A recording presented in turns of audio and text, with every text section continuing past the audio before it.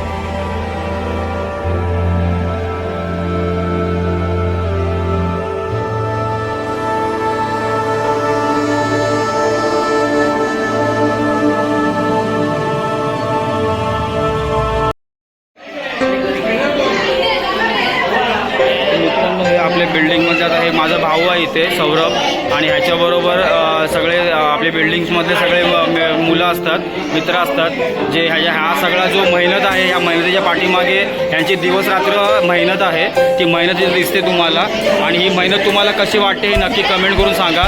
आणि हा जर देखावा ऑपरेशन सिंदूर तुम्हाला आवडला असेल तर नक्की कमेंट करून सांगा आणि कमेंट सेक्शनमध्ये गणपती बाप्पा मोरया, मंगलमूर्ती मोरया लिहायला विसरू नका। आणि हा सुंदर देखावासाठी एक लाईक तर बनतंच आणि तसेच कमेंट पण लिहून मला सांगा की तुझी प्रतिक्रिया काय आहे या ऑपरेशन सिंदूरच्या देखावाबद्दल। मित्रांनो, हा जो देखावा तुम्हाला आवडला असेल तर नक्की व्हिडिओला लाईक करा आणि तुमच्या मित्रांपर्यंत हा देखावा नक्की शेअर करा आणि चॅनलवरती नवीन असेल तर चॅनलला सबस्क्राईब करा।